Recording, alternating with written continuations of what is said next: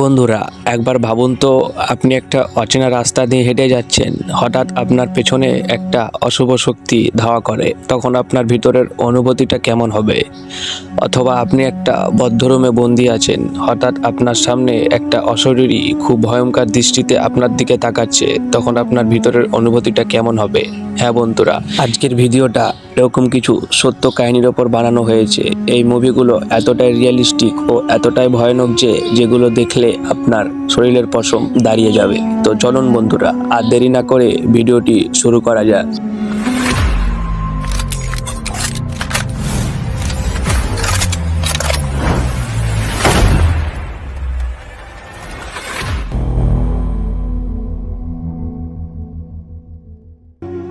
তো প্রথমে যে মুভিটি রয়েছে সেটার নাম হচ্ছে টেরিফায়ার।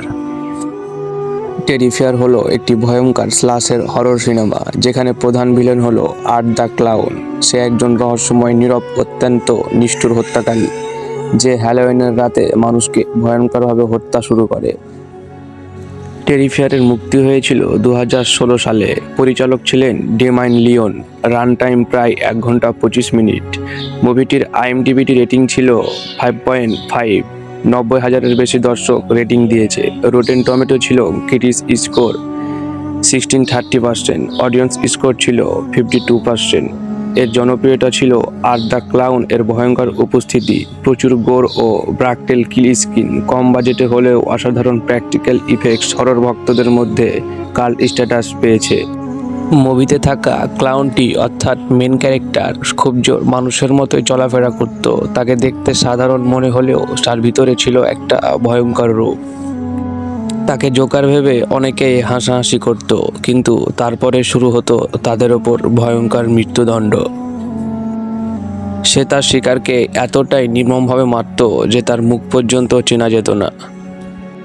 আসলে মানুষ মারা ছিল তার কাছে এক ধরনের শখ অথবা ইচ্ছে, যা আপনারা ভিডিও ক্লিপে দেখতেই পাচ্ছেন। এর সবচাইতে আশ্চর্যকর বিষয় ছিল এর হাসি। এ কোনো কথা বলতো না, শুধু মানুষদের সামনে জোকারের মতো ভয়ঙ্কর হাসি দিত। এর হাসির কারণেই অন্যান্য হরর সিনেমার চাইতে এই সিনেমাটাকে একটু আলাদা বানিয়ে দেয়। এরপর যে মুভিটি রয়েছে সেটার নাম হচ্ছে দ্য রিং। 2002 সালে মুক্তি পাওয়া একটি বিখ্যাত আমেরিকান অতিপ্রাকৃত হরর চলচ্চিত্র, একটি জাপানি চলচ্চিত্র রিংওয়ের রিমেক। একটি রহস্যময় ভিডিও টেপ নিয়ে গল্পটি আবর্তিত হয়। কথিত আছে কেউ সেই টেপটি দেখলে একটি ফোন কল পায় এবং তাকে বলা হয় 7 ডেজ। ঠিক 7 দিন পরে সে ব্যক্তির মৃত্যু ঘটে। সাংবাদিক এ রহস্য তদন্ত করতে গিয়ে ভয়ঙ্কর সত্যর মুখোমুখি হয়। মুভিটির ফুল নেম ছিল দ্য রিং। মুক্তি পেয়েছিল 18 অক্টোবর 2002 সালে। পরিচালক ছিল গোর ভারবিনস্কি। আইএমডিবিটি রেটিং প্রায় 7.1। রোটেন টমেটোসে সমালোচকদের স্কোর প্রায় 71%। মুভিটি এতটা জনপ্রিয়তা হওয়ার কারণ ভয়ঙ্কর পরিবেশ ও রহস্যময় গল্প। টিভি থেকে বেরিয়ে আসা সামারার দৃশ্যটি হরর সিনেমার ইতিহাসে অন্যতম আইনিক দৃশ্য হিসেবে পরিচিত। জাম্প স্কোয়ারের চেয়ে মনস্তাত্ত্বিক ভয়ের ওপর বেশি জোর দেয়। হরর মুভি পছন্দ করলে দ্য রিংকে অনেকে the conjuring, insidious, the grudges এর সঙ্গে সেরা আধুনিক হরর চলচ্চিত্রগুলোর একটি হিসেবে বিবেচনা করেন।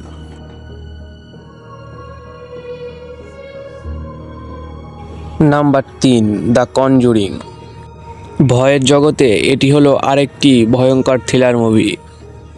দ্য কনজুরিং আধুনিক সময়ের সবচাইতে জনপ্রিয় অতিপ্রাকৃত হরর চলচ্চিত্রগুলোর একটি। এটি তথাকথিত বাস্তব জীবনের প্যারানর্মাল তদন্তকারী দম্পতি এর কোষ থেকে অনুপ্রাণিত। মুভিটির ফুল নেম হলো দ্য কনজুরিং।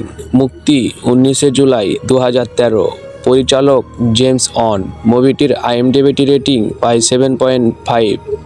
রোটেন টমেটোসে প্রায় 86% সমালোচক স্কোর। 1971 সালে প্যারন ফ্যামিলি একটি পুরনো খামার বাড়িতে বসবাস শুরু করে। কিছুদিন পর তারা অদ্ভুত ও ভয়ঙ্কর অতিপ্রাকৃত ঘটনার সম্মুখীন হন। পরিস্থিতি নিয়ন্ত্রণের বাইরে চলে গেলে তারা সাহায্য চান এড অ্যান্ড লরেন ওয়ারেনের কাছে। তদন্তে এক অশুভ আত্মার উপস্থিতি সামনে আসে। মুভিটির জনপ্রিয়তা হলো জাম্প স্কেয়ার ও টেনশন তৈরির অসাধারণ ব্যবহার, বাস্তব ঘটনার অনুপ্রেরণায় নির্মিত বলে প্রচার করা হয়েছিল। শক্তিশালী অভিনয় ও ভয়াবহ পরিবেশ আধুনিক হরর সিনেমার এক প্রাণ এনে দেয়। অনেক দর্শকের মতে এই মুভির ভয়ের তুলনা 10-এ 8 পেয়েছে, অতিপ্রাকৃত পরিবেশে 10-এ 9 পেয়েছে। এই মুভি রক্তপাত কম।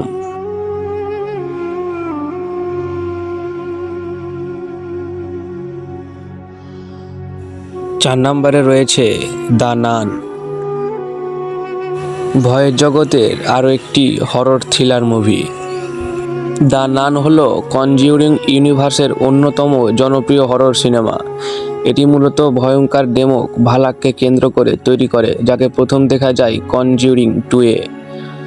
গল্পটি 1952 সালের রোমানিয়ার একটি পুরনো মঠকে ঘিরে। একজন তরুণী নানের রহস্যময় মৃত্যুর তদন্ত করতে ভ্যাটিকান থেকে পাঠানো হয় একজন পুরোহিত এবং একজন নবীন নানকে। সেখানে গিয়ে তারা আবিষ্কার করে ভয়ঙ্কর এক অশুভ শক্তি। ধীরে ধীরে তারা বুঝতে পারে সে মাঠে বাস করছে ভয়ঙ্কর ডেমন ভালাক, যে নানের রূপ ধারণ করে মানুষকে আতঙ্কিত করে।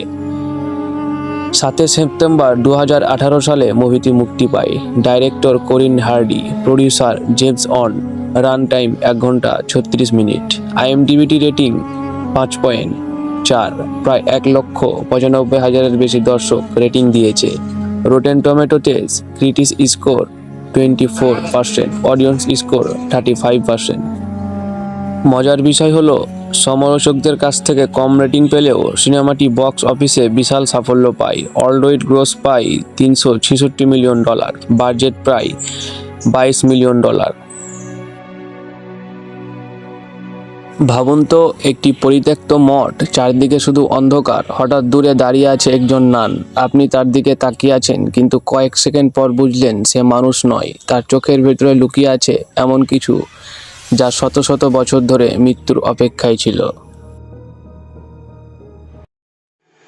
5 নম্বরে যে মুভিটি রয়েছে, যার নাম এক্সোরকিস্ট।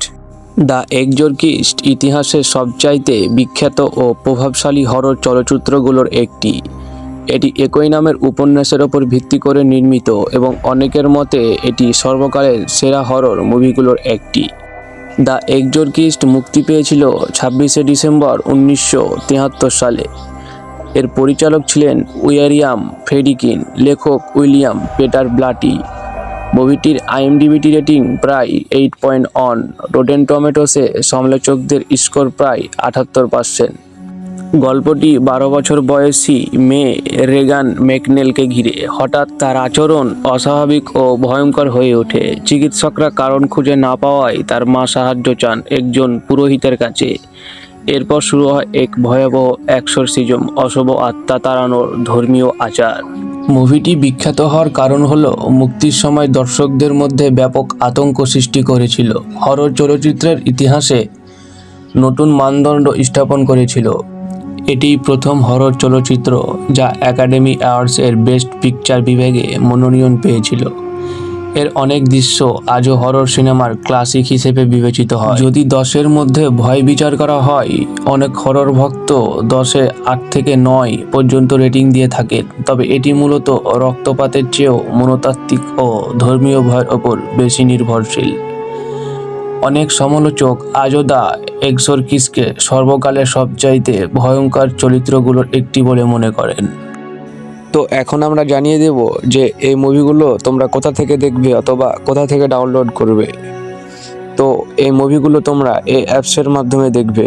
এই অ্যাপসটি তোমরা ইনস্টল করতে গেলে প্লে স্টোরে পাবে না, ক্রোমে লিখে সার্চ দেবে মুভি বক্স।